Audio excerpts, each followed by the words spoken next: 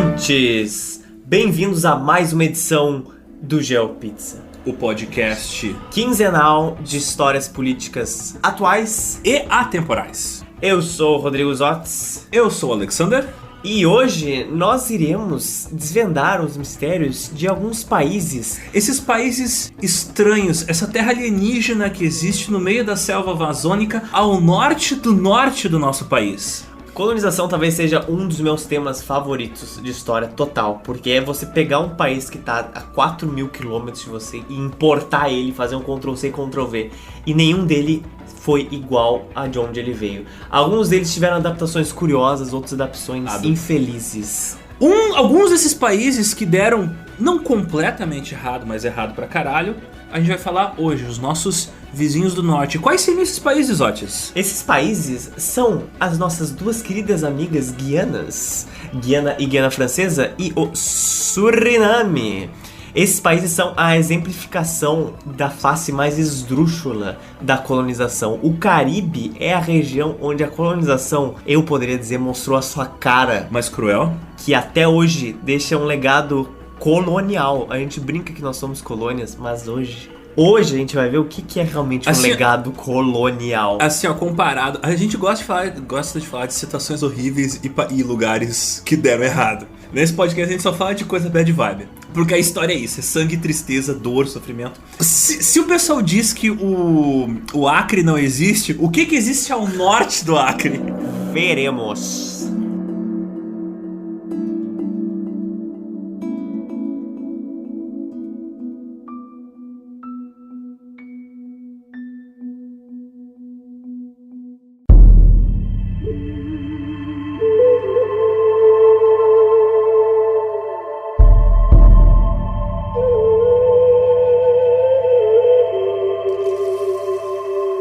Então, nossa história, Zotis, começa em que ano?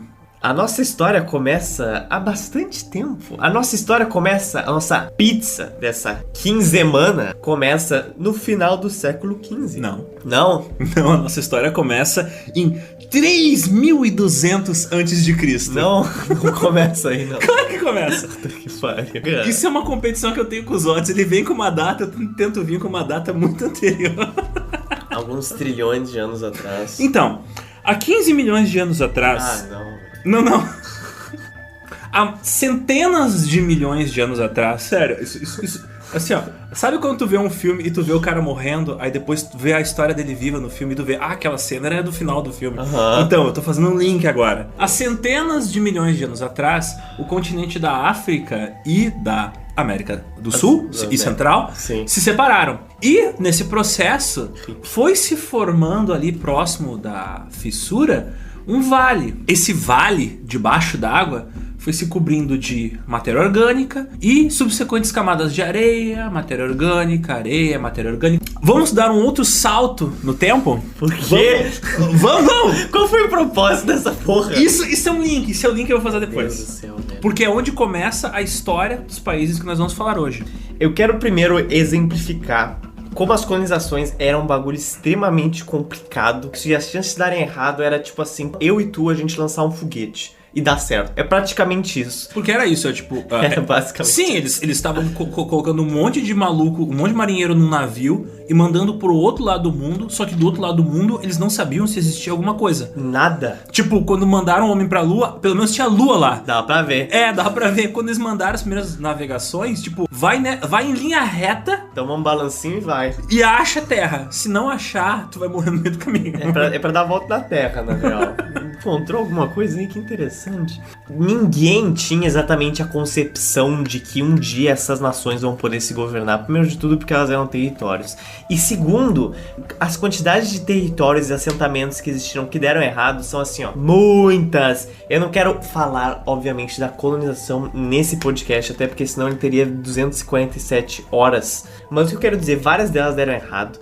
Várias delas, os colonizadores não sabiam mais o que eles estavam fazendo lá. E eles resolveram simplesmente levar a vida deles. Só que nesse de levar a vida deles, eles deixaram legados incríveis. e legados bizarros que continuam até hoje. Costumes, crenças. Vamos começar pelo maior deles. Vamos começar pelos ingleses. Os ingleses começaram a estabelecer a sua primeira colônia em Jamestown, Virgínia, 1607. Os ingleses começaram principalmente por motivos, digamos assim, religiosos e por motivos de que haviam muitos protestantes fugindo da Inglaterra. Então é muito diferente da sua concepção portuguesa e espanhol de um empreendimento, entre aspas, né, estatal, de que uma coroa vai lá e explora ouro, açúcar, etc.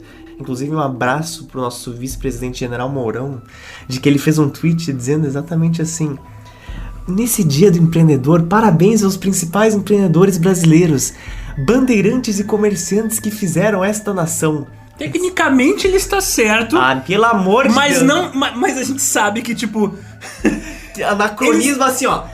Eles fizeram comércio e empreenderam de uma maneira que se tu fizer hoje em dia, pega meio mal. O cara pegou um foguete, apontou pra lua e enviou a palavra anacronismo pra lá. Olha, cara, agradeço que foi o Mourão, porque dos dois ele é o que falou menos merda.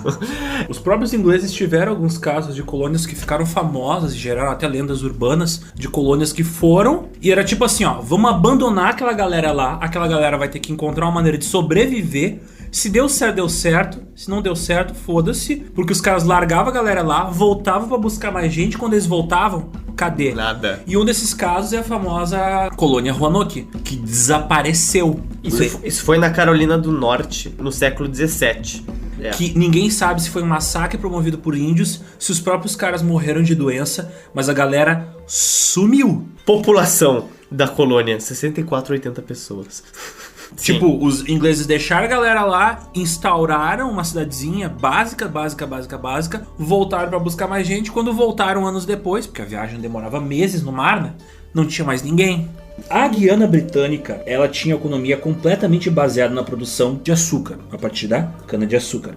Até por volta da década de 80 do século XIX. Até a abolição da escravatura, em 1837, a maior parte dessas plantações, como eu falei, eram mantidas por escravos. Tanto é que Georgetown foi o lugar onde aconteceu uma das maiores rebeliões de escravos da região, que ocorreu em 1823. Um grupo econômico, o Booker Group of Companies. Essa treta é tretosa. E link com o nosso episódio sobre a República das Bananas, onde tu tem, tipo, empresas controlando países. Então, o Booker Group, ele era constituído dos Booker Brothers. Eles dominaram a economia da Guiana Britânica. Os Bookers, eles eram donos de plantações desde o século XIX. Eles expandiram internacionalmente e diversificaram os investimentos em rum, farmacêuticos, publicações, publicidade, lojas, né, tipo lojas americanas, essas retail stores, tipo mercados, armazéns, lenha, petróleo, além de outras indústrias. Eles viraram tipo o grupo Safra, sabe? Tem um investimento em tudo. Sim, são um monopólio. É um monopólio de tudo. O Booker Group se tornou a maior empregadora na colônia, porque eles eram basicamente a porra dos donos do país. Tanto é que se chamava, eles apelidavam o país de Booker Guiana. 75% de todo açúcar que saía de lá era deles. Os caras tinham uma colônia. Eles eram donos de, no final das contas, ali por volta do meiuca do século XX, eles eram donos de todas as plantações de açúcar, menos 3. Puta que pariu, cara. A companhia também fundou algo que é famoso. O Prêmio Booker de Literatura, que foi estabelecido em 1968. Essa empresa ainda existe? Eu imagino que sim. Eu imagino não, ela existe, seu desgraçado. O mal nunca morre. O mal nunca morre. A empresa que lucrou zilhões com a escravidão. Em 2017, em janeiro, anunciou a compra de um supermercado multinacional do Reino Unido, que se você já foi pra lá ou se você mora lá, tu com certeza viu. É o Carrefour de lá, supermercado chamado Tesco. Eles compraram o Tesco por 3,7 bilhões de libras, o que corresponde a tipo quase 20 bilhões de reais. Eu não sei nem o que dizer. É muito dinheiro. É muito dinheiro. Então, tá aí, meu filho. O sanduíche que você come do Tesco, em parte foi financiado pela cana-de-açúcar plantada por escravos na Guiana. Olha, mas por que eles estão falando de Guianas e Suriname? Que assunto chato do inferno. Isso é um link com o Isso é um pano de episódio das bananas. Isso é, na verdade, um pano de fundo pra gente falar como a colonização ainda é muito presente nesse continente, cara. E o Caribe e as guerras de Suriname é a maior representação disso. Quando os preços do açúcar produzido com cana-de-açúcar caíram, criando uma mudança, um shift na produção agrícola da região, que agora virou um pouco mais produtora de arroz, voltou-se também para mineração e para exploração de madeiras. Porém, a cana-de-açúcar continuou sendo significativa na economia da região até por volta ali dos anos 60. Em 1959 correspondia a 50% das exportações do país. Eles chegaram a desenvolver um pouquinho de indústria, por exemplo, fábrica de sabão, cervejaria, uma fábrica de biscoito. É bom de vez em quando. Mas tipo, nunca se desenvolveu muito.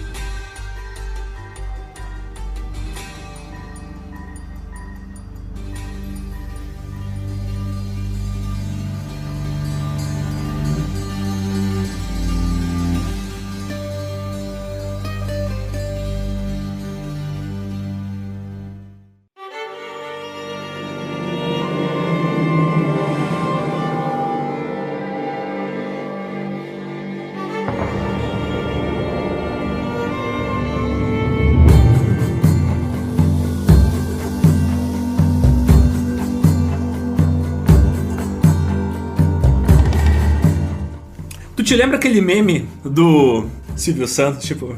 Não consegue, né? Silvio Santos poderia muito bem chegar pra França nessa época e dizer... Não consegue, né? Não consegue. Vai pra casa. Não consegue. Volta pra casa. Vai lá. Vai lá. Tá Então, a maior parte da exploração francesa na América do Norte... Sumiu! Então, a maior parte da exploração francesa na América do Norte, ela começou no reino do Francis I, rei da França, 1524. Então ainda pouquinho tempo depois do Brasil ser descoberto. Esse rei, o Francis I, ele mandou um italiano. O nome desse italiano era Giovanni da Verrazzano. E qual era a responsabilidade do Giovanni? Giovanni. Era explorar a região que corresponde hoje à Flórida e Terra Nova, no Canadá. Porque os franceses estavam procurando a porra da rota do Pacífico, que é uma coisa que os franceses, os ingleses e espanhóis vão procurar sem sucesso durante muito tempo. Non existe. Basicamente, durante muito tempo, enquanto não encontraram a costa oeste dos Estados Unidos, eles ainda estavam com a ideia, não, vou chegar no Pacífico em breve. Os caras ali chegando no Texas, não, eu tô chegando no Pacífico, claro. Cara, a série The Terror, tipo, aqui a gente tá falando de 1524, né? E eles estavam procurando uma rota pro Pacífico. Sim. Por quê? Porque eles queriam achar um atalho pra China. Já na década de 30, 40 do século 19, ainda eles estavam procurando uma rota pro Pacífico. Só que, sim, aquela série excelente que saiu, chamada The Terror, que fala sobre dois navios, o Erebus e o Terror, que eles foram indo pro norte, tentando dar a volta por cima do Canadá. Porque na época eles não sabiam que lá é um gelo que não derrete. Eles ficaram presos no gelo e todo mundo morreu. Ah, eu vi isso. Tá. E acharam os navios, tipo, ano passado, esse ano. Por causa do aquecimento global que finalmente tá derretendo o gelo. Nossa. Tá vindo com atraso essa rota. Então meio que a Rússia e o Canadá estão se preparando, porque se o aquecimento global perder o controle, vai surgir uma rota por cima. Os caras se preparam pra ganhar dinheiro no apocalipse, né, velho? É muito óbvio, money, cash. Então, gente, a França, posteriormente, ela tentou estabelecer um monte de colônias ali pela América do Norte e elas falharam miseravelmente. Sim. Por causa do clima, por causa de doenças ou por causa de conflito com outros povos europeus. E é curioso que os franceses, hoje em dia tem gente que fala essa bobagem, mas que os franceses eram os únicos que aceitavam e se davam bem com os índios. Porra nenhuma, eles faziam aliança com os índios por causa que isso beneficiava o conflito deles com os ingleses. Um exemplo disso pode ver no filme The Revenant, ou Revenant, aquele que o Leonardo DiCaprio sobrevive sendo atacado por um urso. Tu pode ver que nesse filme tem as cenas dos franceses comprando peles que os índios roubaram dos ingleses. Só pra estimular o comércio, pros caras fazerem mais. Rouba mais dele. Foi esse um dos motivos na qual o Império Espanhol conseguiu derrotar os astecas. Não foi simplesmente... Não chegaram lá com os seus riflezinhos e começaram a atirar na Tenochtitlan. Eles não chegaram lá e começaram a disparar. Eles fizeram alianças políticas com várias outras tribos que eram inimigas daquelas que eles queriam eliminar. Os franceses, eles estavam muito loucos. Eles estavam com um tesão louco de explorar a América do Norte. Por quê? Porque essa região era largamente despopulada e eles viam que ali existia oportunidade deles, enfim, estabelecerem um domínio nesse novo mundo colonial. Por causa da falta de mulheres, porque, bem, só veio homem praticamente. Homem desgraçado da cabeça que quer dar a volta do mundo pra cá. Gente doida. Era comum casamentos entre franceses e mulheres indígenas. Então, tu teve o surgimento do povo Métis. Sim. Que é um excelente trocadilho para relações entre franceses e índios. Cara, não dá, velho. Não dá, mano. Então, as relações entre os franceses e os índios eram normalmente pacíficas, mas, de novo, existia aquele... Era pacífica por causa que era do interesse dos franceses que eles se dessem bem com um povo local que conhecesse a região. Sim. E que ajudasse eles a fuder com os outros europeus. Mas é claro, teve regiões onde tipo a presença deles foi mais forte. No sul ali dos Estados Unidos, onde tinha muito francês, tinha francês pra caralho, ficou só os nomes. Nomes com uma terminologia francesa. Sim, ali pelo sul tu encontra muita coisa ainda com o Bayou. Vermont, Illinois. Se falar em inglês, Illinois, mas em francês, Illinois. Mas mais pro norte, mais pra cima, ali pelo Canadá, os franceses ficaram tempo suficiente e colonizaram a região. Tiveram uma presença colonial por tempo suficiente para que hoje, por exemplo, várias regiões do Canadá, a língua oficial não é só o inglês, é também o francês. Yes. Então manteve-se uma certa presença cultural da França, mas curiosamente, mais forte no Canadá do que no sul. O francês, ele ia falar no Canadá só na parte leste. Quase todas as cidades que são no oeste no Canadá, as capitais no oeste no Canadá, como Vancouver, não falam francês. Porque foram colonizadas depois. Sim, depois que os franceses já tinham sido chutados de lá. No quinto dos infernos. Na puta que pariu. Mas exemplificando o meio dos Estados Unidos, quase todo ele era francês. Existiam mais territórios franceses na América do Norte, nessa época que a gente está falando, no século XVII, e até mesmo no século XVIII, do que inglês. Vai lá de Nova Orleans, que era Nouvelle Orleans. E aí tu vai subindo. Entre a Flórida e o Texas. Aí tu tem Louisiana, Fort Orleans, aí tu tá subindo, tu tem... Tem alguns que se mantiveram, como Montreal, Quebec. Aí tu vai subindo, tu tem Montreal. É um Y assim, vocês vão ver no mapa. É um Y de francês. E eles faziam fronteira basicamente com as 13 colônias, então não foi à toa que eles ajudaram os revolucionários norte-americanos na sua busca pela independência. A expulsarem os americanos. Cara, tu olha o mapa assim, tu vê, tipo, os ingleses estão cercados de franceses. Sim. Espelhando, de certa forma, acontecimentos europeus posteriores.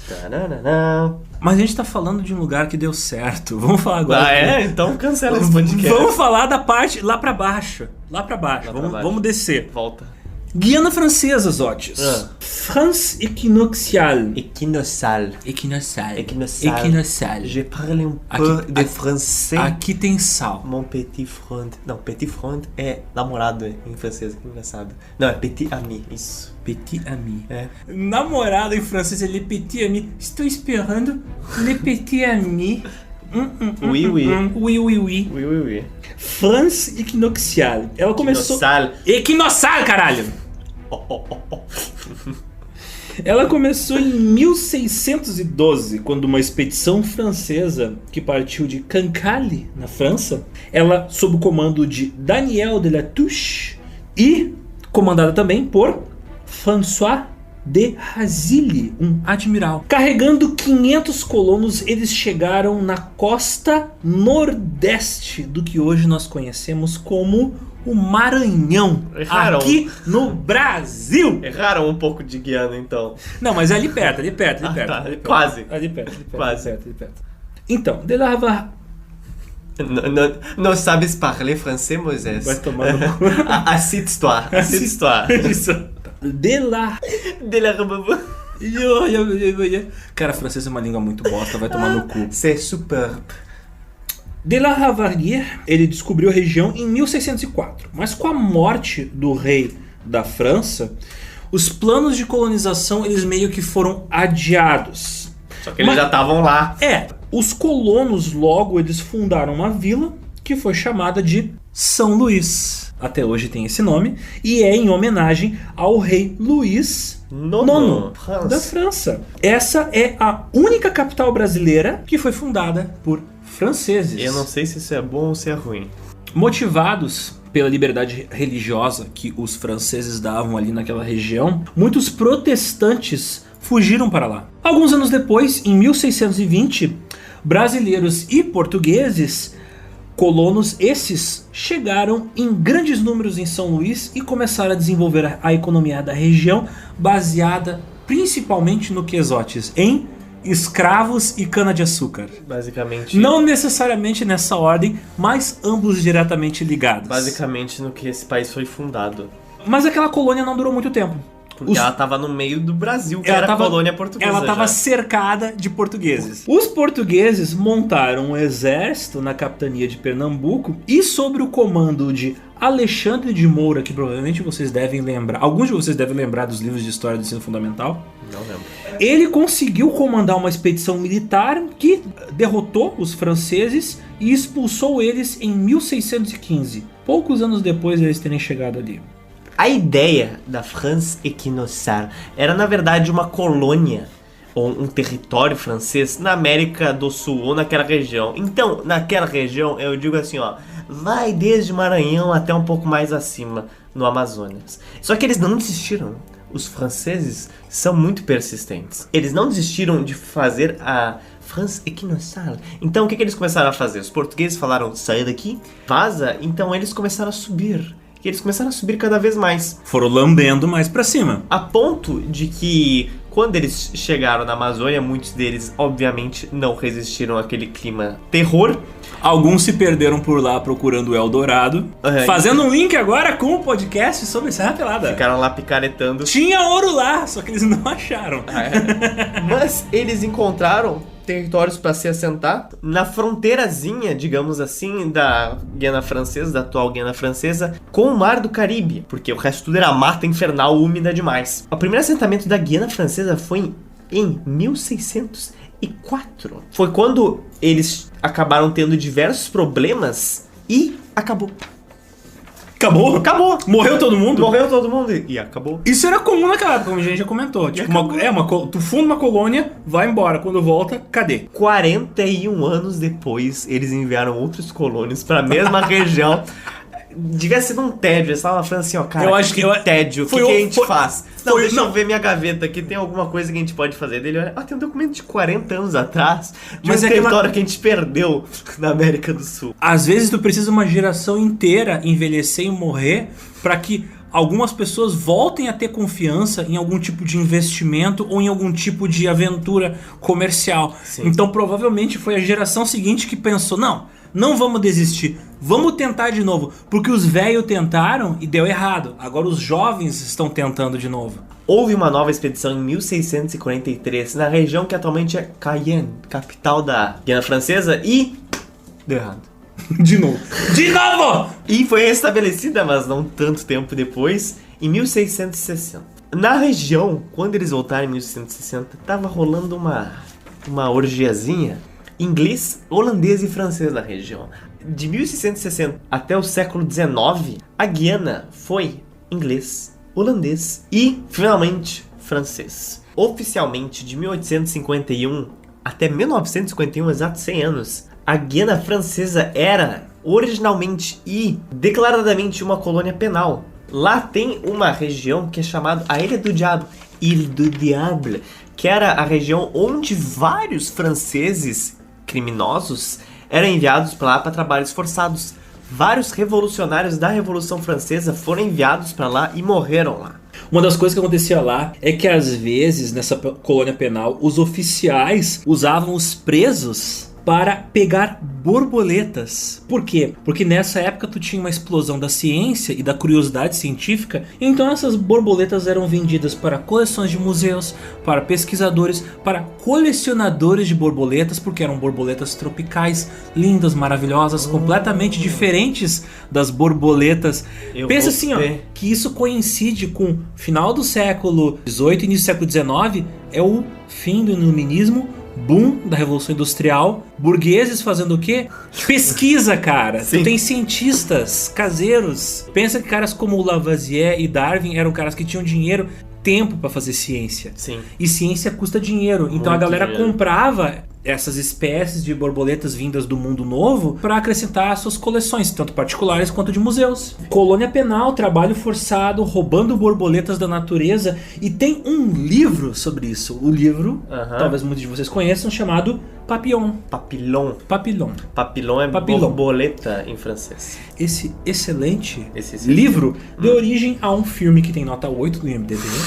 Cara, o filme eu assisti. O filme é bom pra caralho. Sério? Mas vai fazer tu chorar todo o líquido que tem no teu corpo, mas é bom. A Guiana Francesa é ainda uma administração francesa. Não teve independência. Não teve. Não rolou independência. Não teve. Sim, a opinião pública da Guiana Francesa foi negativa à independência. Eles não querem.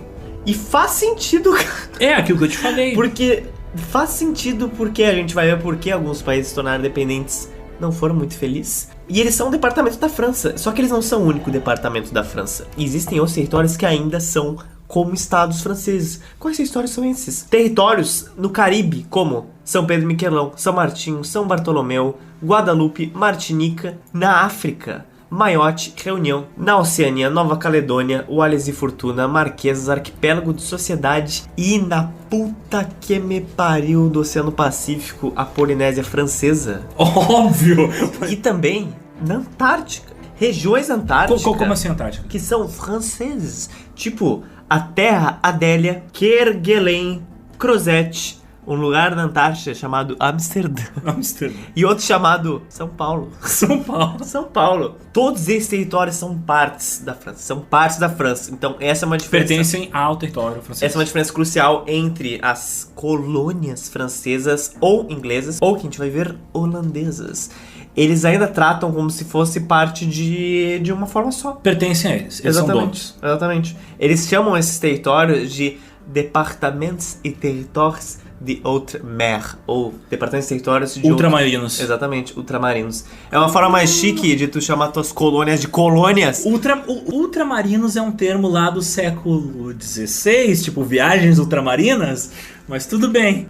Pensando e até abrindo um pequeno debate assim, faz sentido algumas delas não serem independentes, porque existem muitos países no Pacífico. Isso é uma lição que eu falo pra todo mundo. Se tu acha que tu é bom em geografia, baixa um joguinho e seleciona pra acertar país da Oceania. Não tem como vencer. São milhões de Não países. tem como vencer. E vários deles enfrentam grandes problemas de agora, que eles estão desaparecendo. Eles estão tendo aumento do nível do mar. E aí como é que fica? E pra onde vai essa gente? Mas se tu é independente, tu tem 20 metros quadrados de território, como assim independente? Tu é um dependente solitário, entendeu? E alguns desses territórios, a questão é, eles mantêm esses territórios porque daí expande os domínios marítimos. Aí o valor desse território é por causa da lei internacional. Tipo, tantos quilômetros em volta daquele território, daquela ilhazinha, daquela pedra, daquele seixo, não são águas internacionais. São águas francesas. Sim. E aí eles podem pescar e aí eles podem explorar minerais que podem existir debaixo do leito do mar. Por exemplo, ouro ou algo que a gente vai falar depois. Eu não vou aqui definir se é bom ou não uma nação independente, porque não existe resposta pra isso. Mas, cara, cada um deles dá um podcast super tumultuado. Talvez o Haiti seja o maior exemplo deles. Acho que se um dia a gente for falar do Haiti, a gente vai fazer um episódio de 3 partes. Porque é muita coisa. É muita gandaia do início ao fim. E foi uma colônia terrível. Uma das colônias mais cruéis que teve em todas as Américas. É muito difícil ter um juízo de valor sobre essas coisas. As colônias francesas, na época colonial, já eram vistas como uma das mais cruéis de todas. E não foi à toa que vários e milhares de escravos revoltaram no Haiti e declararam a independência. Nós estamos, primeiro de tudo, vendo como iniciou a colonização de cada uma delas e como as potências europeias chegaram e se estabeleceram nas regiões. A Guiana Francesa se tornou também um território da França, que é até hoje, assim ela foi colonizada, e agora nós vamos atravessar a fronteira para chegar no Suriname.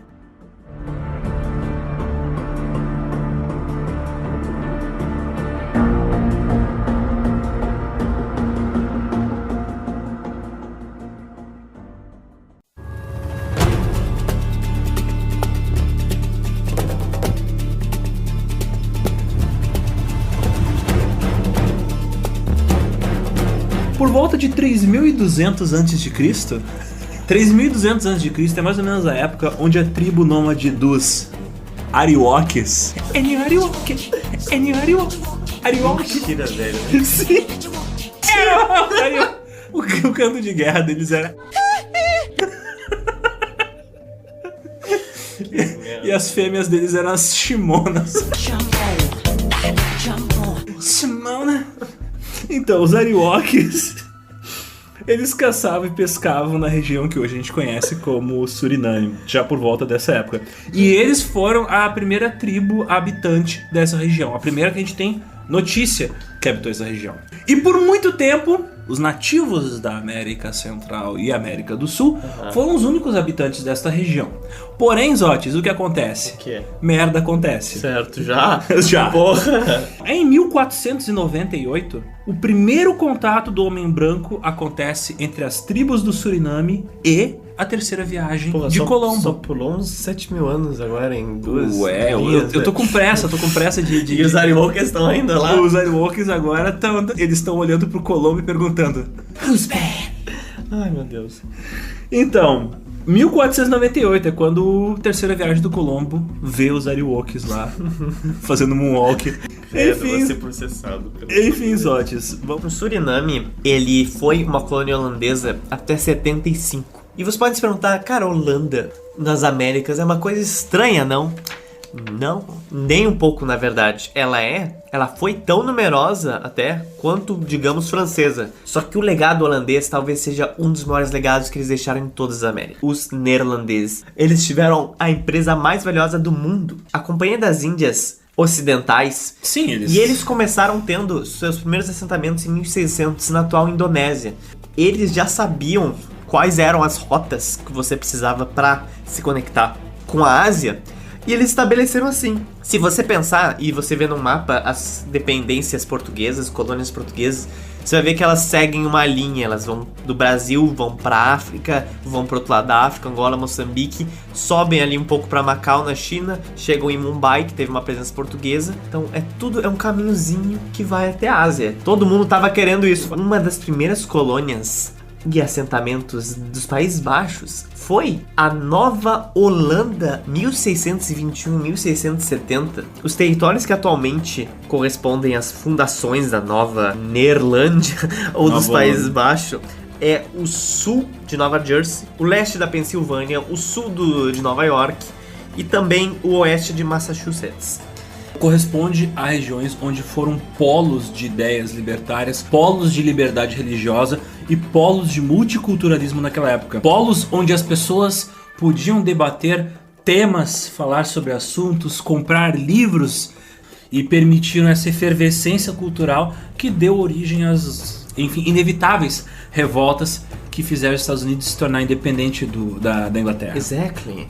Então a semente da independência americana tá ali. Estava na época colonial. Inclusive, várias bandeiras de alguns estados dos Estados Unidos, como de Nova York, Albânia, Nova Jersey, são das cores da Holanda. Laranja, branco e azul. Até hoje tem esse legado. Que interessante.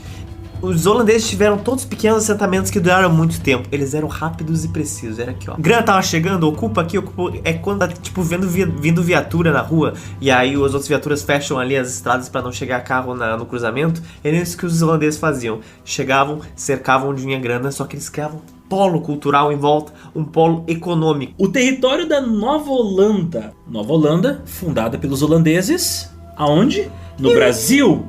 As principais cidades eram Mauritsstad, que hoje em dia é Recife, Frederikstad, que hoje em dia é João Pessoa, New Amsterdã, que é Natal, hoje em dia. A colônia alcançou seu apogeu durante o governo de João Maurício de Nassau, outro personagem dos livros de história do ensino fundamental. Esse sim. E foi um período de grande prosperidade cultural, econômica e de liberdade religiosa, e tudo. Era uma região que possuía uma estrutura urbana de dar inveja aos brasileiros que viviam sob controle dos portugueses. Ali Como eu falei, foi um apogeu de economia, da cultura, da liberdade religiosa. Segundo o sociólogo e historiador pernambucano Gilberto Freire, no seu livro Sobrados e Mucambos, com o domínio holandês e a presença no Brasil do conde Maurício de Nassau, o Recife, simples povoado de pescadores em volta de uma igrejinha,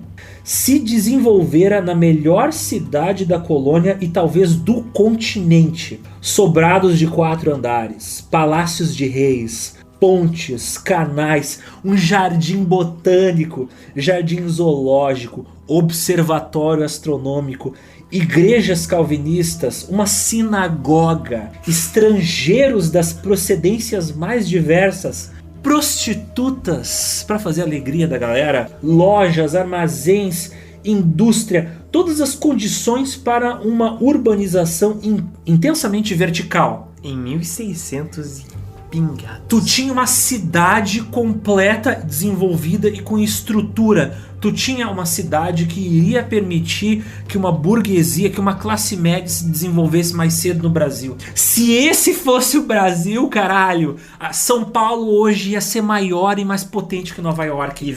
Se os holandeses tivessem ficado. Puta que pariu, eu queria que os holandeses tivessem ficado. Isso foi só de 1630 a 1654. Nesse período ridículo de tempo, anos. Eles criaram a melhor cidade das Américas no Brasil. No Nordeste. Imagina que o Nordeste, se tivesse permanecido sob o controle dos holandeses, hoje o Nordeste ia fazer inveja. Cerca de 80 mil holandeses estiveram no Nordeste brasileiro durante esse período. Holandeses eram chamados de Topatinga, termo de origem tupi antiga, que significa, adivinha? Rosto pálido, porque eles são branco que nem um mármore. Mas como é que tu chama? However, porém, Zotes, os portugueses ficaram com invejinha, filhos da puta, e lutaram contra os holandeses, porque os holandeses estavam meio que invadindo um pouquinho ali o território português, né? E o que aconteceu? Eles tiveram uma significativa vitória na Segunda Batalha de Guararapes, em 1649. Sobre a ameaça da ocupação de Lisboa e a reocupação do Nordeste do Brasil pelos portugueses, que já estavam em guerra com a Espanha, a Nova Holanda, o Brasil holandês, acabou. Acabou, velho. Acabou. E ele era controlado por aquela VOC, né? Que é a Companhia das Índias Ocidentais. Que foi uma das maiores empresas do mundo. Não. Ela foi a maior empresa do mundo. Ah, é? Sabe qual era no auge dela? Sabe qual foi o capital dela atualizado para valores contemporâneos? Qual? 7,8 trilhões. Cara, pensa só. O valor no auge dela, o valor atualizado dela hoje seria de 7,8 trilhões. Ela, tipo, põe no bolso a Apple, uma Samsung e um pedaço da China.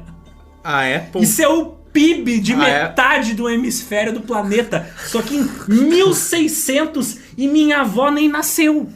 E a Apple vale 1 trilhão de dólares. Em setembro, agora, há um mês atrás. Maurício de Nassau ia pedir de Natal a Apple. Steve Jobs ia servir uma... Ia pegar umas tulipas pra ele ali, ó. Mas, cara, pensa só. Faz sentido por causa que os holandeses foram os primeiros a desenvolver a economia de mercado envolvendo ações. Então, tipo, eles eram os tubarões de Wall Street. Eles eram os bancos. Sim, cara, eles fundaram Nova York. Nova York existe por causa deles. Eles fundaram o mercado. Lá. Eles fundaram o mercado de ações. Esses filhos da puta, os caras sabiam lidar com o dinheiro e sabiam lidar com quem lidava com o dinheiro. Então, vamos descobrir por que os neerlandeses estavam colonizando, porque dava grana. Como a gente viu, eles tiveram a empresa mais valiosa do mundo. Vários desses assentamentos acabaram sendo quais deles? Um deles foi o Suriname. Mas mais interessante, eis o seguinte: a Companhia das Índias Ocidentais construiu um forte em 1616 no rio Essequibo. Eles estabeleceram assim comércio de açúcar e também, é claro, importavam escravos africanos. Enquanto a costa do rio permanecia em controle neerlandês, os ingleses começaram a estabelecer ocupações no outro lado do rio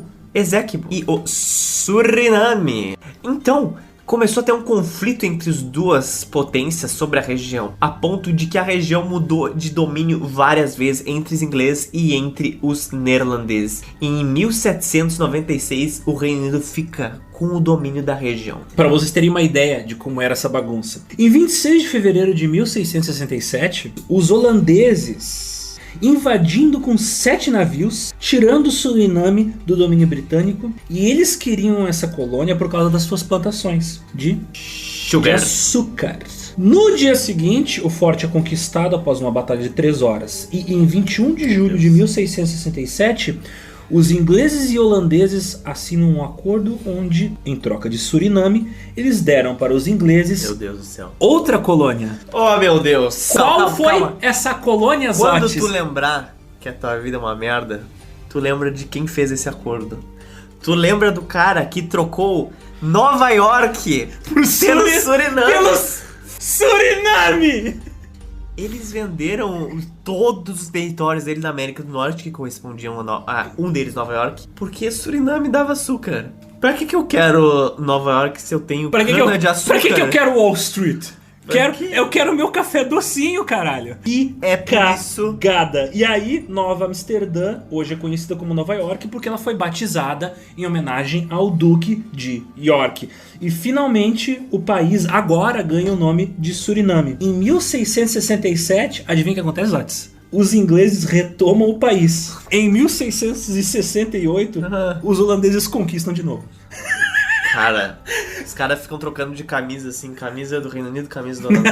Os caras trabalhando assim, não, agora tá aqui, agora tá aqui. Durante esse período colonial, milhares de escravos africanos foram trazidos para Suriname para servir de força de trabalho nas plantações de açúcar. Porém, como o Zotis falou, terra de ninguém, não tinha nada lá. Um monte de mato, pouca gente branca, muito escravo. O que acontece? Muitos desses escravos, eles escaparam e formaram suas próprias tribos no meio do mato de Suriname. O que eu acho uma coisa foda pra caralho. Tribos africanas na América do Sul. E apesar de todas essas dificuldades, até hoje eles mantêm elementos culturais dessa época. E essas tribos, hoje em dia, são conhecidas como os Maroons. Quem são eles? São tribos como os Boni, Kiwinti, Matawa, Njuka, Oaramaka, Saramaka. As 6 principais tribos que se formaram a partir dos escravos que fugiram das plantações e foram para o meio do mato. Então esses Maru, e eles correspondem a 21,7% da população de Suriname. Esses descendentes de ex-escravos. E não foi só no Haiti que os escravos se revoltaram. No Suriname também eles se revoltaram. Colônia pequena, plantações pequenas, em comparação à floresta gigantesca, os caras fugiram pro mato. Vai te fuder. Tocou a enxada fora e foda-se, vou pro meio do mato. Justíssimo. Muito justo, muito justo. Mas isso eu achei super massa, tá? Sim. Os caras, por causa do isolamento geográfico, permitiu que os caras fugissem e reconstituíssem tribos africanas. Ninguém ia buscar eles, tá ligado? É meio que como se... Cara, pensa no Amapá que fala holandês. É isso. É isso. Desculpa, ouvintes amapenses. É outro planeta, velho. É outro planeta. É tipo isso. É um planeta tão desolado que deu pros caras fugirem dos escravagistas. A troca de mãos do Suriname durou até 1816. Durante as guerras napoleônicas, o local foi dependência inglesa. Principalmente dar suporte ao Reino Unido, que estava numa grande guerra contra a França na época. Em 1863, os Países Baixos aboliram a escravidão. Só que aí, meu filho, o que acontece? E isso é uma coisa que as pessoas não ligam muito, mas o seu tataravô, o seu bisavô só veio pra cá porque a escravidão foi abolida. Por quê? Por causa que o pessoal que tinha lá plantações até perder de vista... precisava de alguém para colher, plantar, cortar aquilo. Exatamente. E agora não tinha mais escravos. Então o que ele ia fazer? Usar refugiados europeus como trabalho análogo à escravidão. É por isso que nós estamos aqui, gente. Eu não quero dizer nada, mas... Então, por que tu acha que tem tanto alemão, italiano aqui no Brasil? é tudo fudido que fugiu da Europa passando fome e veio pra um lugar menos horrível naquela época, que era o Brasil. Já é interessante porque no início do século XX, o Brasil já tinha entrado por uma lista de tipo lugares que você não pode ir europeu, porque lá você está trabalhando análogo à escravidão. E vários lugares do Brasil proibiram a entrada de italianos. Só que no caso do Suriname não vieram europeus para este local, porque ele era tão inóspito que eles chamaram pessoas em condições mais fragilizadas do que os gente europeus. mais desesperada que os europeus desesperados. Eles chamaram indianos. Índia, nessa parte, ela não era um país, ela era milhares de territórios, só que grande parte dele era administrado pelo Raj britânico, por regiões de esfera inglesa. Os Países Baixos fizeram um acordo com o Reino Unido para importar trabalhadores de lá. Importar trabalhadores. De novo, aquele arco-íris assim, ó, condições análogas à escravidão. Continuou.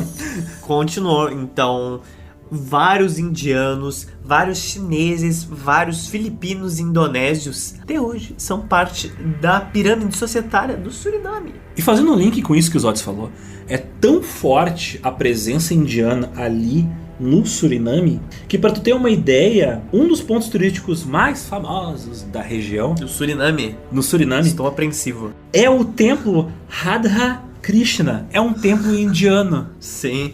Por causa que Suriname é um dos países com a maior população indiana ou de praticantes do hinduísmo fora da Índia. É tipo quase metade das pessoas. Tanto é que rola uma situação escrota que tipo rola um racismo dos indianos contra os maroons, porque tem mais indiano do que maroons. Meu Deus, ser humano é uma merda. Houve um esforço do último governo agora, dos últimos anos, de tipo assim, ó, o chefe do governo é indiano e os ministros dele é uma mistureba, assim, então ele colocou um monte de maroon pra, tipo, sim, por causa que, tipo, vamos colocar representatividade, não só pra fazer bonito na foto, as pessoas não se matarem nas ruas, pra criar essa ilusão de que existe uma unidade social, pra diminuir a violência, pra fazer uma propaganda positiva do país. E a maior parte desses indianos vieram da região de Bhojpuri, no centro-norte da Índia. Os que hoje residem ali já não falam mais as línguas de origem, né? Porra, esperado. Eles falam inglês e crioulo. É um dos poucos países do mundo onde o hinduísmo é praticado por 1/4 da população. Essa população heterogênea, que é um sopão de etnias, gera uma coisa legal, que é meio que todo mundo tem um parente de tudo que é raça, religião, origem diferente, mas ainda assim rola um racismo. Tipo, como eu falei, tu tem bastante briga racial entre os 40% de origem africana e os 50% de origem indiana.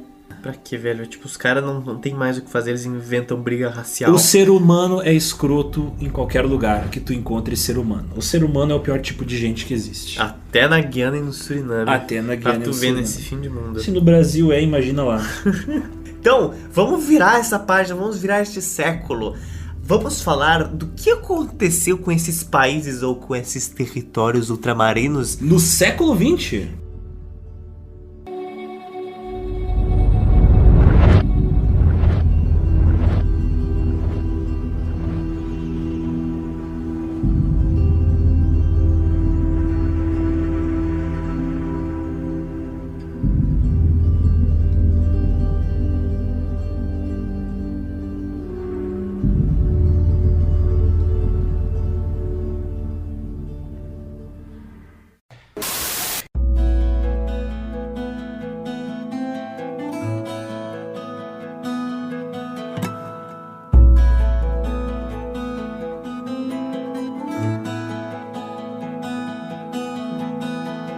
Diferente de outros países da América Latina que tiveram governos militares na década de 60 e 70, o Suriname sofreu um golpe de estado em 29 de fevereiro de 80. Ele chegou atrasado até nisso. Caraca, velho. Até nos golpes de estado. Os caras não estavam lá na New Wave e o cara... golpe.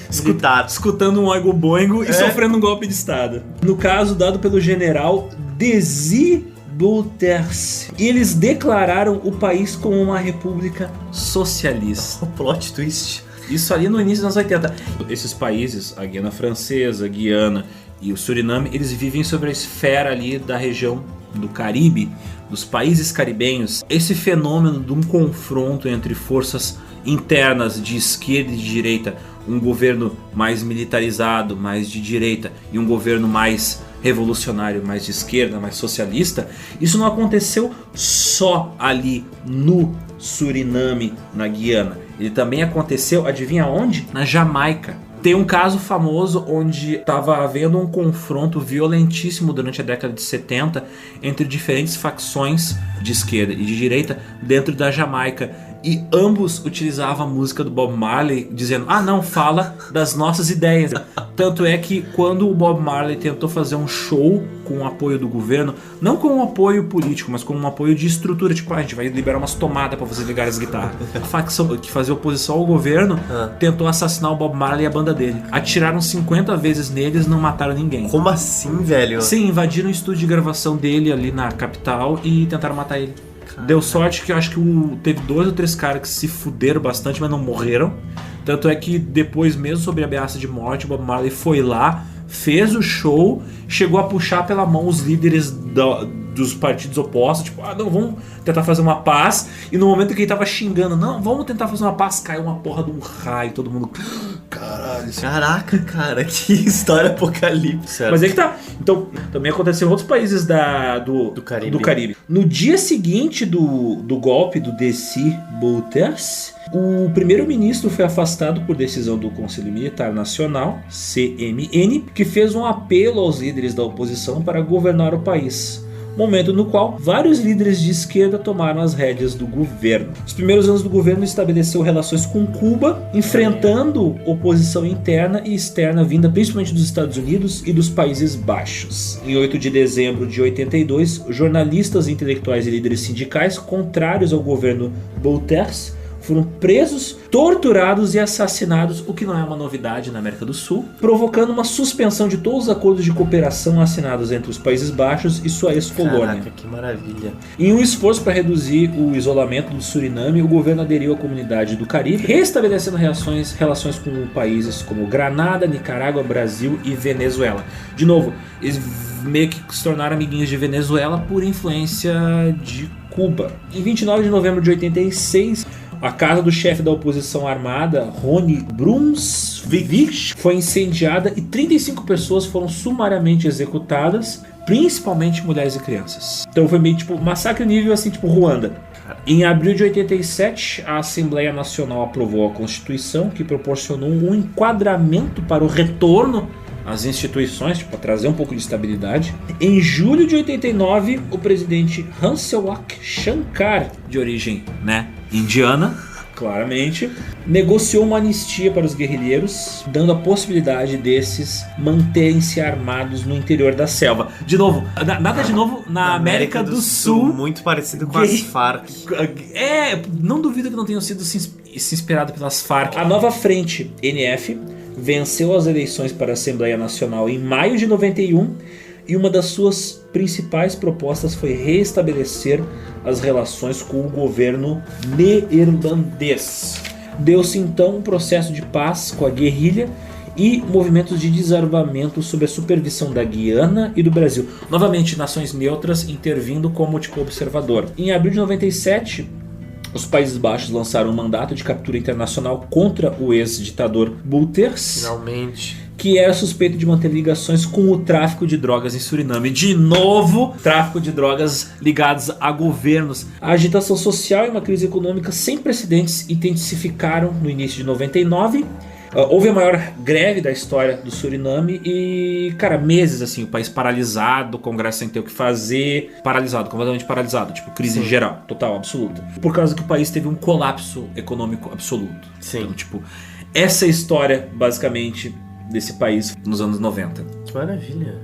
A gente tem a impressão agora de que vamos mudar os ares, mas às vezes não é isso que acontece. Às vezes... crises na época democrática ficam com o ar de que essa democracia não serve pra nada. Essa democracia só me trouxe inflação, só me trouxe caos, só me trouxe violência, só me trouxe tráfico de drogas. Eu gostaria de voltar à época militarizada em que isso não ocorria. Então, o Bouterse não terminou seus trabalhinhos sobre o Suriname. Ele arregaçou suas mangas e já em 2010, no dia 19 de julho, ele restabeleceu o controle no governo surinamês em uma votação realizada no parlamento, conseguindo 36 dos 50 votos. Até hoje ele é uma figura muito controversa que ainda tem muita influência política no Suriname, tem altas ligações com o tráfico de drogas e ele não pode sair de lá. Porque senão ele vai ser preso. Sim, o cara tá tão queimado que se ele for, sei lá, pro Brasil ele é preso. Tipo, pra cá ele é preso. Os Países de Baixo emitiram um mandato de prisão do cara. Há muito tempo, isso nos anos 90 já. O cara é uma mistura de Saddam com Sarney. Esses ares voltam e, cara, às vezes a América do Sul toma um passo à frente pra depois tomar, tipo, 5 passos atrás. Então, vai demorar algum tempo pra coisa voltar.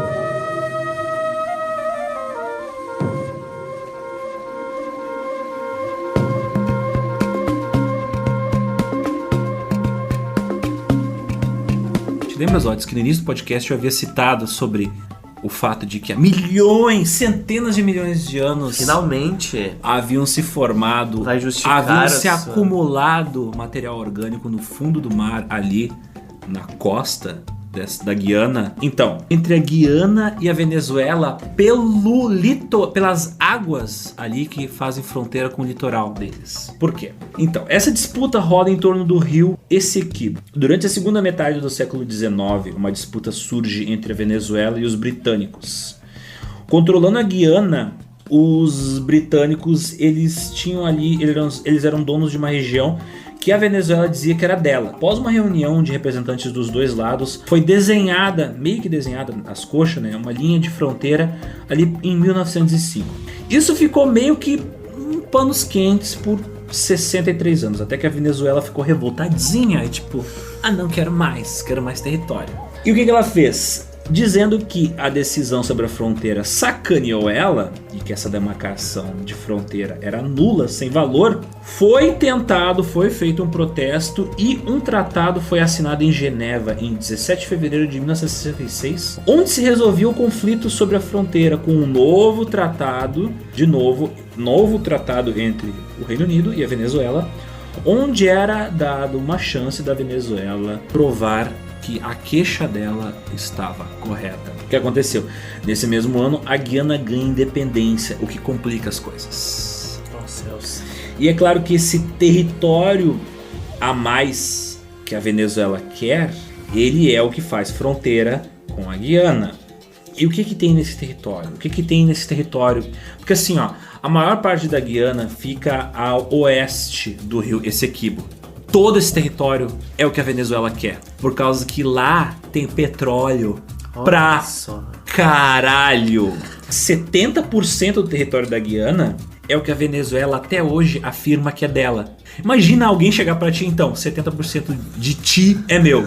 Interessante. Há um tempo atrás, a Guiana tinha até relações boas com Cuba e, por consequência, na época que ela tinha um governo de esquerda, e por consequência, a Venezuela, que também é brother de Cuba, tinha uma relação assim, tipo, não digo uma relação boa, mas tipo, todo mundo ficava quieto na sua. Porque tipo assim, o papai é Cuba, Venezuela e Guiana ficam quietinhas. Mas quando quando assumiu o governo David Granger, um cara mais aliado com Washington, um cara mais à direita, as coisas esquentaram de novo, a relação complicada entre a Guiana e a Venezuela. Tanto é que recentemente os venezuelanos estão construindo uma base militar na ilha de Anacoco, dentro do território da Guiana. Tipo assim, esquema holandês, sabe? Tipo, o território é teu, foda-se, eu vou construir minha base aqui. Por causa que, de novo, é aquela coisa, é o mesmo esquema que a Rússia fez com a Crimeia. Tipo assim, foda-se, é meu, cala a boca, eu tenho mais poder que tu. É o que a gente viu na edição do petróleo, na Guerra do Chaco, da Bolívia invadindo o Paraguai. Fica aí o link pra nossa edição A Maldição do Petróleo. E para explicar melhor para vocês o que é esse petróleo que tem na Guiana, em 2011 a Guiana tinha planos de estender a sua costa para 150 milhas náuticas, pegando um pouco das águas da costa da Venezuela. Por quê? De novo, petróleo. E esse petróleo foi identificado por multinacionais petroleiras, incluindo especialmente a Shell e a ExxonMobil, Olha aí. que são grandes vilões Da humanidade. de várias histórias que nós já contamos e vamos contar aqui nesse podcast.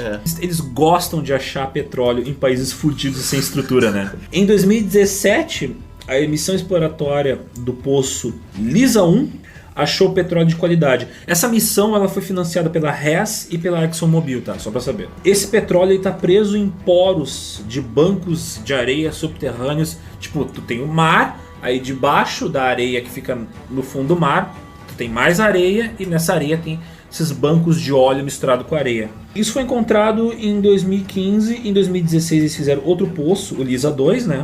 Confirmando que o reservatório de óleo é gigante. Ele é estimado entre 800 milhões e 1,4 bilhões de barris de petróleo. Então assim, ó, se o pessoal começar a conseguir a explorar esse óleo, cara, vai ter um aporte de grana tão grande, Guiana, tão grande, pode ser tipo a salvação ou a perdição desse país. Porque imagina assim, ó, se tiver um governo bem estruturado e organizado, eles vão conseguir distribuir essa renda e transformar. O que não vai ser o caso, é claro.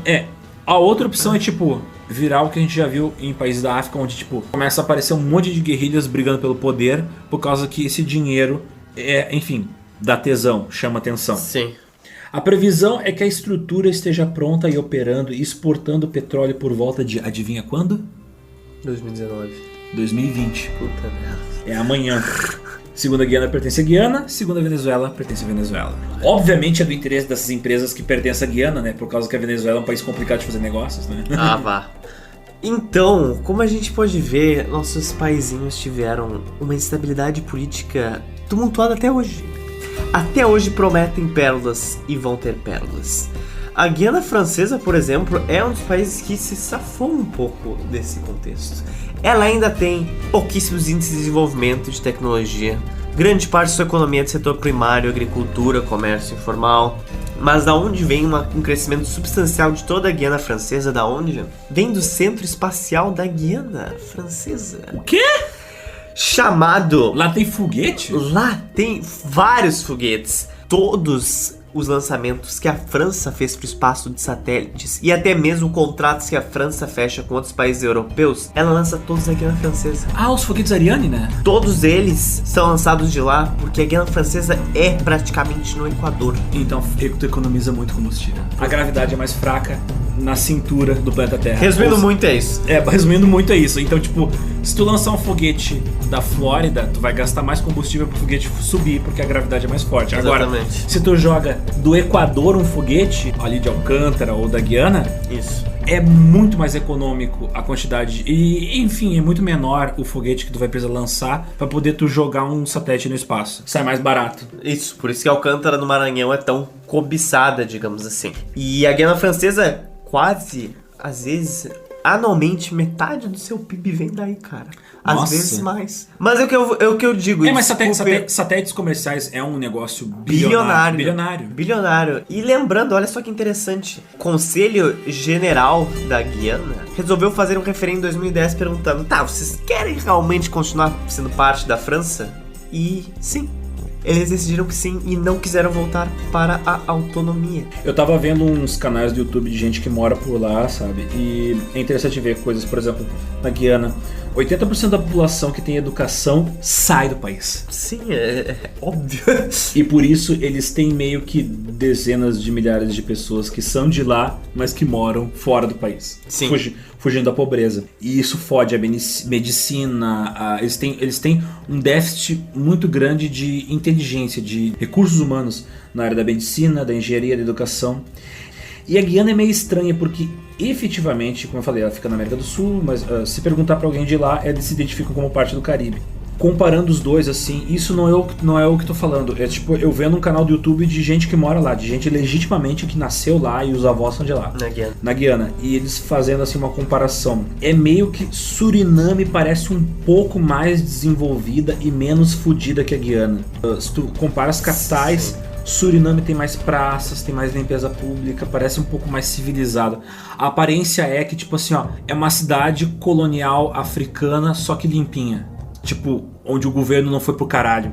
tem praias onde o pessoal faz o que eles chamam de backtrack, né? Que é onde de dia e de barco eles fazem contrabando de coisas trazendo do Suriname e levando pra Guiana. Tipo, desde botijão de gás, gente, até tipo drogas. Tu olha pra Paramaribo, É a capital do Suriname. bem asfaltada, com iluminação pública. E a Guiana, é interessante, ela é parte fundamental, adivinha do quê? Do tráfico internacional de drogas. Sim, tipo, lá onde tudo vai. lá ela é a ponte, muitas vezes, tipo, de lá parte pro Brasil e pra Europa. Ela fica no meio do caminho entre a Colômbia, o Brasil e a Europa. Triângulo, assim. Imagina esse triângulo, no meio do triângulo tá lá. E por isso, a Guiana, ela tem um dos maiores índices de violência nas Américas e o maior índice de suicídio na América do Sul.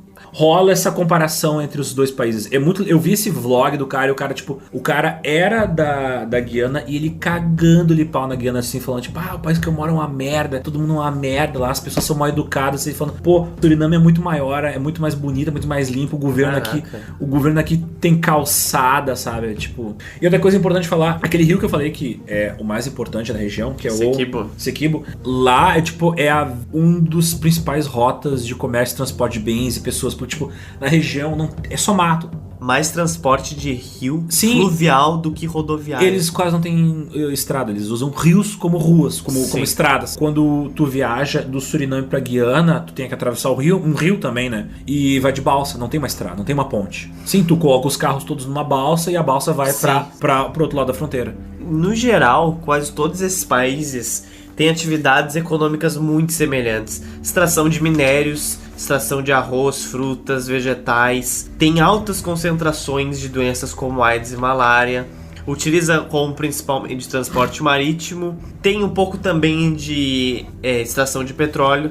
E no Suriname, 65% da população trabalha com empresas ligadas ao governo. Uau, isso tipo é um pesadelo burocrático. Então, é tenso. Mas uma das heranças que o Suriname ganhou na independência dos Países Baixos em 75 é que ela é a região, entre os três, com o maior índice de alfabetização. Contudo, quase todo mundo que terminou o colégio vai para os Países Baixos, porque eles já falam neerlandês, então se torna muito mais fácil. Essas três regiões, além de tudo, somado a todas essas atividades econômicas, esses conflitos políticos, tem um monte de línguas, cara. Obviamente, tirando as línguas oficiais, que é o neerlandês no Suriname, inglês na Guiana e francês na Guiana Francesa, várias outras línguas que, se eu for ler todas elas pra vocês, eu vou ficar até amanhã fazendo isso. Mas basicamente, ainda se utiliza alguma das línguas de indígenas no interior do país. Línguas, por exemplo, que são as chamadas línguas crioulas. Que tipo, creole ou crioulo não é uma língua. Não, é um conceito. É um conceito, porque tem vários tipos de crioulo. Porque eu pensava, tipo, que legal, o pessoal no Haiti fala crioulo, o pessoal na Guiana fala crioulo. Eu pensei, então fala tudo a mesma língua. Não.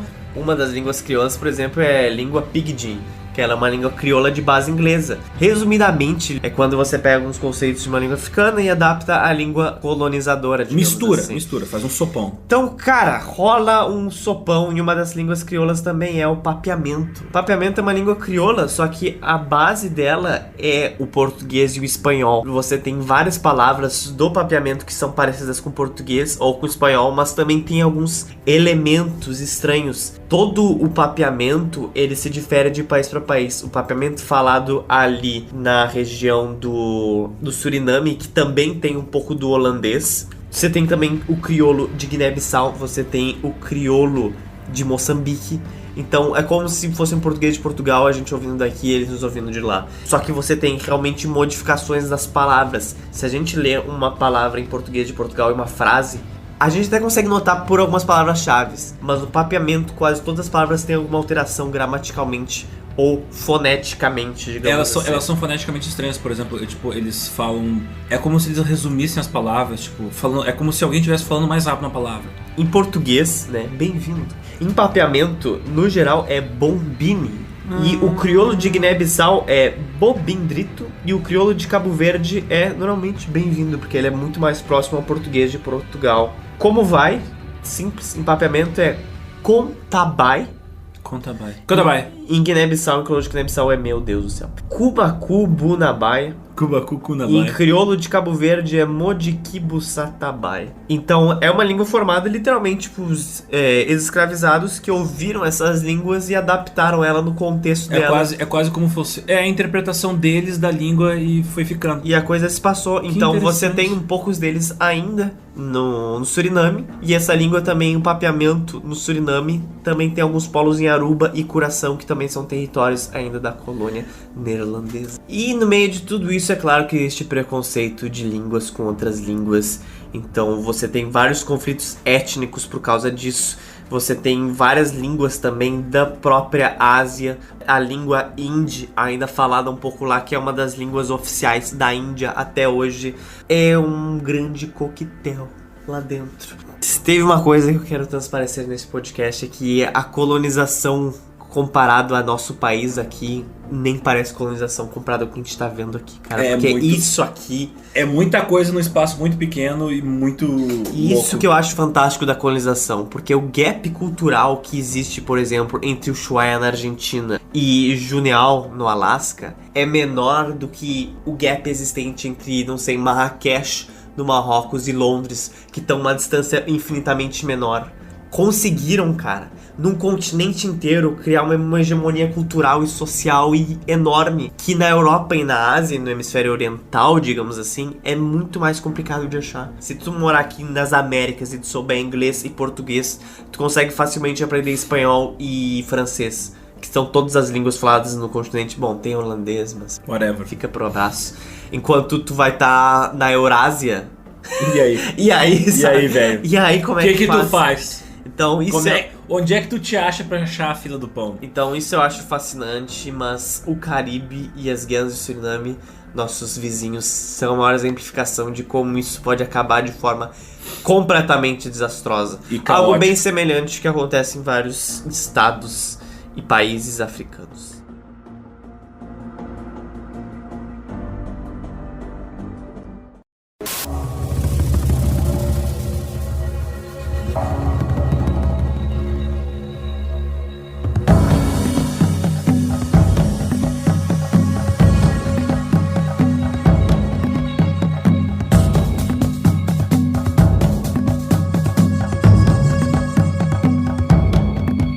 Para aqueles que ainda estiverem interessados em fazer turismo nesse lugar esquecido por Deus, Se a gente não convenceu você, a gente também vai lá? vou dar um exemplo de uma turista que foi para Suriname. Então, algumas coisinhas que você precisa saber. O Uber naquele lugar não é o Uber, é um aplicativo chamado 66. Ai, meu Deus, o que? É o 99 virado. Mentira. Ai, verdade. Caso vocês queiram andar por lá de táxi, se você é mulher, eu recomendo tomar cuidado ao andar de short, porque podem pensar que você é uma prostituta dominicana ou brasileira. Porque anda de short na rua as prostitutas brasileiras e dominicanas, que vão lá ganhar dinheiro fazendo programa. Como eu falei, as cidades têm uma carinha de África, é uma mistura de ruas recém-asfaltadas, com poucas construções com mais de 2 pisos, assim. A maior parte são casinhas coloniais no centro da cidade e 90% é casas residenciais com 1 piso. Parece muito cidade do interior. Lembra muito aquelas cidades do litoral do Rio Grande do Sul. Provavelmente no litoral de todos os estados do país. Mas especificamente o litoral do Rio Grande do Sul. lembra, Tipo assim, porque aquela tem- cidade que não tem nada, é bem vazia. É Shangri-La! Shangri-La, Nova Atlântida, sei lá. E assim, tô andando pelas estradas, parece aquelas estradas por onde os caminhoneiros andam no interior do Brasil, sabe? Sim. Estrada, terra, um botequinho que vende umas cachaças em vidro, sabe? Como eu falei, no centro da cidade, na capital Paramaribo, tem um monte de casinhas coloniais de madeira, de 2, 3 pisos, aquelas com sacadão, sabe? Elas são todas tombadas como herança histórica pela Unesco, por causa que elas são construções que foram feitas durante o período colonial, elas são muito bonitinhas, coisa e tal. Tem balada lá, mas, tipo, é uma balada genérica, assim, pra turista ver, e, tipo, tu não vê gente que mora lá indo na balada. Tipo, Sim, porque deve ser um caro que nem inferno. é coisa pra gringo ver, é balada pra turista. Eles falam inglês por lá, mas como eu falei, a língua oficial é uma versão do crioulo e do holandês. Em Paramaribo vivem cerca de 241 mil pessoas e quase metade das pessoas do país vivem lá. 141 mil? Aham. Cara, isso é muito. Isso é bastante. por uma cidade dessas. Sim, mas é metade da população do país. É metade da população do país. Mas é muita gente. Mas tu olha assim, é uma cidadezinha minúscula, bem pequenininha. Tipo Little, very Sim. Little. Mas também, como eu falei, ela é o polo daquele planeta que é Suriname, sabe? Eu digo que é um planeta porque, tipo assim, ó, é uma região extremamente isolada de tudo. Cara, Tu não tem como ir de carro de um país pra outro. Cara, tanto que tu só chega de avião ou de barco. Tanto que uma história interessante, o único meio que ligava o Brasil com a Guiana Francesa era uma ponte feita pela FHC com parceria com o governo francês. Só que eles não inauguraram a ponte e por 10 anos ficou no esquecimento. A ponto de que falaram assim, tá, mas se tu inaugurar agora eu tenho que fazer toda a manutenção da ponte porque ela se desgastou e não posso deixar passar carro e caminhão porque ela pode desabar. Então, ela nunca foi inaugurada e ela nunca foi usada. Cara, isso é tão Brasil. Tão Então as Brasil. pessoas tá ali a ponte e elas pegam um barco e passam por baixo dela assim, ó. Tipo, what is the meaning of que this? merda. É. Cara, isso é muito obra fantasma do Brasil.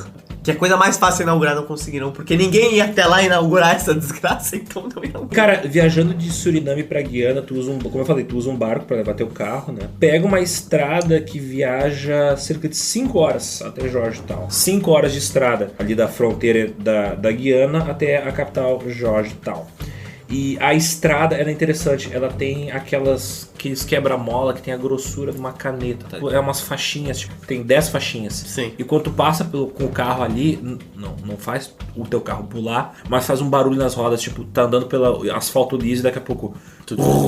Por quê? Porque é 5 horas de viagem de estrada e aquilo ali te acorda caso tu esteja dormindo, dirigindo. Cara, que... Sim, a viagem é tão longa que tem um barulho na estrada pra fazer barulho pra te acordar.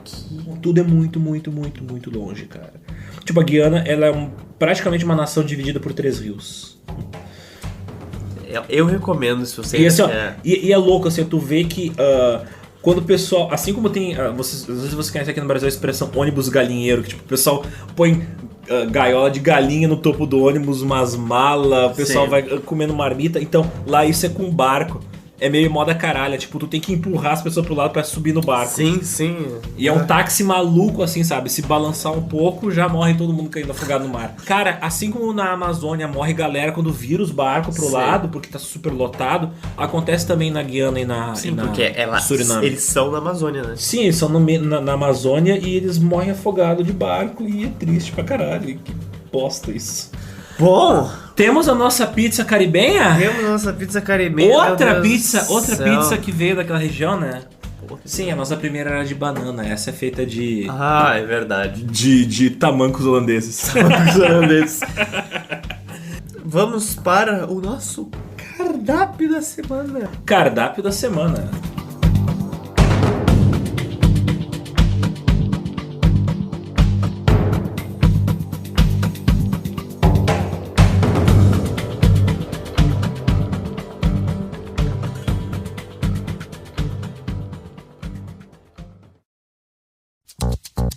You know, I was wondering, if you could keep on, because the force, it's got a lot of power, and it makes me feel like it makes me feel like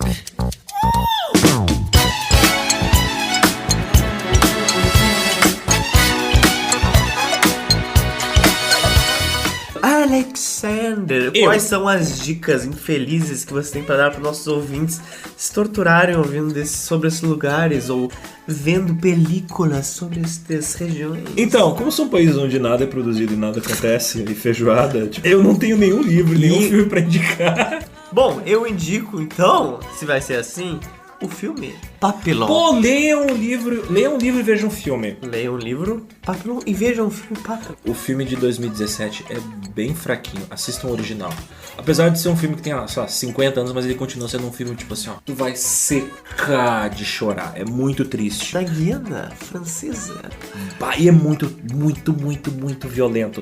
Emocionalmente isso te destrói. Mas vale a pena ver, por causa que é a realidade do sofrimento daqueles prisioneiros que não mereciam estar ali. Tipo, tinha ladrão de galinha. Sim, era prisioneiro político, grande parte. Sabe? É uma galera que não precisava sofrer. Eu indico também o YouTube deste querido viajante estadunidense que viaja as ruas do Suriname e da Guiana. O canal dele se chama Richard Ward Traveler. Ele, na verdade, vai pros 3 países, cara. Esse cara, velho, palmas pra ele. Não tem amor pela própria vida. Ele foi pra Guiana. Eu teria medo. Ele foi pra Georgetown. Ele foi pra Cayenne, na Guiana Francesa. E ele também foi pro Suriname, cara. Porra, parabéns. Para você nos ajudar a fazer edições de podcast como estas, no nosso apoia.se/geopizza, através de lá, a nossa ferramenta de financiamento coletivo, você pode nos ajudar a partir de apenas R$2. Eu não sei nem o que vale mais R$2. Não existe mais nada que vale R$2. Tu não consegue, nem mais, tu não consegue sequer. nem mais comprar. Tu lembra que existia aquelas balinhas de 7 belo. 1 centavo? Mas aqui ainda tem coisa por R$2. Você pode ajudar incríveis iniciativas como a nossa a partir de R$2 na Apoia-se. E melhor ainda, ganhar recompensas. Então dá uma olhada lá e ajuda a produzir o nosso conteúdo independente. É isso. Então, é isso. É isto. Mais um episódio de Bad Vibe que vai fazer com que eu não durma bem essa noite pensando no sofrimento dos guianenses, dos surinamenses, dos nossos colegas da América do Sul. Ai, na boa, que triste. Cara, tá me dando uma dor tão grande na minha empatia que ela tá com uma hérnia. Até semana que vem e voltaremos com mais. Até semana que vem, não. Eu falei que vem. Que vem. Nossa, agora eu tô inventando novas palavras. Eu escrevi tudo que falou o Aurélio, os Otis Aurélio agora. Os caras podem colonizar o continente, eu não posso inventar uma palavra. Adiós! Adiós!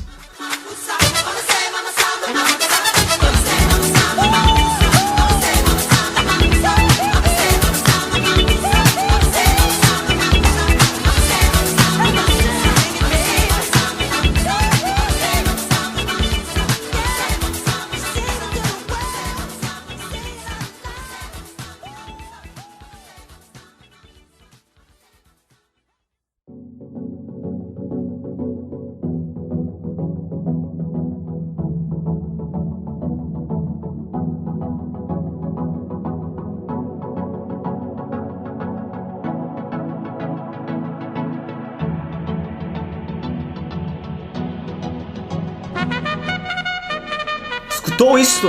O quê? Escutou isso? O que, Zotis? Chamando na tele. Chamando a tele. Nossa última edição foi da Maldição do Petróleo.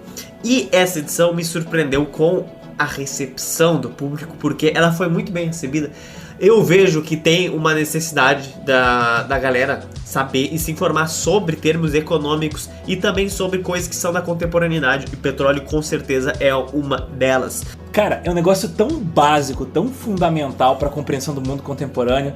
A gente não aprende no ensino fundamental, nem no ensino médio, sabe? A gente tem alguns comentários. A Tiziana Paternostro, ela falou uma coisa que pode servir de dúvida para outras pessoas. Ela falou: que interessante a sugestão de vocês, só falta vocês deixarem os links no final. Aí eu falei, nossa, é verdade, eu esqueci. E eu acabei ajeitando isso. Então, caso alguém tivesse alguma dúvida nesse sentido, agora todas as dicas estão descritas no meio onde elas são postadas. A gente vai, a partir dos episódios, agora a gente vai procurar ter um pouquinho mais de responsabilidade em colocar abaixo do Spotify e debaixo ali do YouTube os links para algumas das coisas que a gente vai falar. O Pedro Gabriel falou: salve, só queria comentar que próxima a 1 hora e 2 minutos vocês acabaram confundindo o Bahrein com o Brunei. Fora isso, fica um belíssimo trabalho. E eu falei, meu Deus, é verdade, são países bem longe um do outro. Vamos atentar a isso. Zotis, teve uma edição que tu confundiu um país europeu com a Mongólia, então eu não fico surpreso vindo de ti. Às vezes eu tenho uma cãibra mental. Tu tem uma cãibra geográfica. O Rui falou que muito bom, vocês têm que colocar no Deezer, e eu já aproveito isso pra falar o seguinte, já está no Deezer, Rui. Os agregadores que nós estamos agora é no Spotify, no Google Podcast, no Apple Music, no Deezer, no Listen Notes e no Chartable, além do YouTube. O Thiago Lopes, ele falou o seguinte: se o objetivo era mostrar uma possível maldição do petróleo, teria que pegar dados antes da exploração do petróleo para poder comparar, e não dados do período do alto de petróleo e comparar com o período de baixa do petróleo. Thiago, então, se você checou em alguns desses exemplos, a gente trata antes da descoberta do petróleo e depois. É meio difícil da gente falar, tipo, o que aconteceria se não tivesse petróleo aqui, porque aconteceu. Inevitavelmente, é como a gente falou, um cheat que ele canaliza e ele coloca anabolizante em tudo. Então não é que você tem uma baixa do petróleo, que aquilo aconteceu e o legado vai continuando. Como a gente falou, na União Soviética começou na Revolução Soviética, em 1917, e continuou tipo até hoje.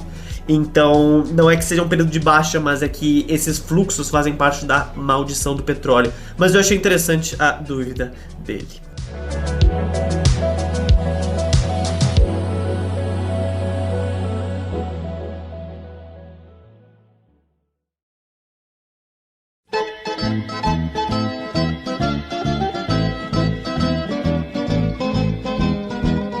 Cara, eu tenho uma moeda da Polinésia Francesa. E eu com isso. Cara, eu tenho e que eu achei numa fonte em Londres. Nossa.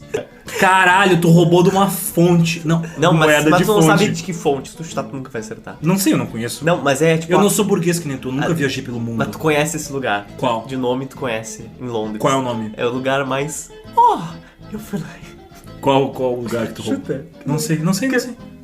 Onde é que a rainha mora? No Palácio de Buckingham. Tá, tem uma fonte no Palácio de Buckingham. Tem a fonte na frente do Palácio de Buckingham, que é a Fonte Vitória, que ela é tipo gigantesca e ela tem... Tu roubou da fonte Vitória? Calma!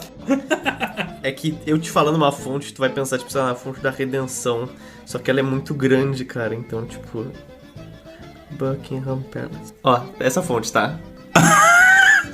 Nossa, tá muito cara de pau. E aqui, ó, e ela é em forma de círculo. Então tu desce e tem um círculo. Só que quando eu fui lá, ela tava vazia. E tinha um monte de moeda lá. Cara, embaixo, isso é muito cara. brasileiro, velho! Tinha muita... Aí eu olhei aquilo ali assim, ó. Eu fiquei olhando assim, ó. Puta que pariu, velho. Tipo, 2,50 de libra eu almoço. Aí eu tava olhando e tinha um garoto. A mão do malandro chegou a coçar. E aí tinha um garoto do meu lado, que eu acho que ele era... Não sei se ele era francês, mas ele falava francês. E aí o guri começou a ficar de um quero ir. Aí eu falei, pai, eu vou, caguei. Aí eu desci e comecei ali, ó. Caralho, seu... Papel libra. Aí o guri desceu. Papel libra! Aí o guri desceu e ele ficou ali, ó. Pegando, aí estou numa guerra fria entre eu e o guri pra ver quem pegava mais moeda. Aí a gente começou a pegar. E aí tinha umas pontes na fonte, tinha que subir um degrauzão assim. Aí eu subi, né? Aí a criança ficou me olhando e tipo, eu não consigo subir aí, seu pau no cu.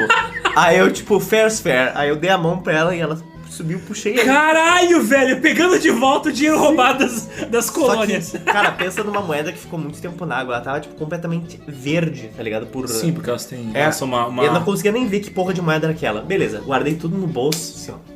Eu tava tipo Tobey Maguire aqui, ó. Dançando. Tava Joker descendo as escadas. É, botei tudo, cheguei ali no lugar que eu morava. Aí, cara, tava tão fodido aquelas moedas. Eu botei num balde, enchi d'água. Seu bandido! Eu deixei 5 dias de molho pra sair a sujeira. E depois eu tive que pegar e esfriar. E era tipo figurinha do Pokémon, velho. Eu esfregava, de onde será que é essa moeda? Aí era tipo Moldávia. Aí era tipo, sei lá, Ucrânia. Não tinha R$1. Mas tinha da Ucrânia. Óbvio que não tinha real. Tinha da Moldávia. Porque o brasileiro vagabundo tira, não dá.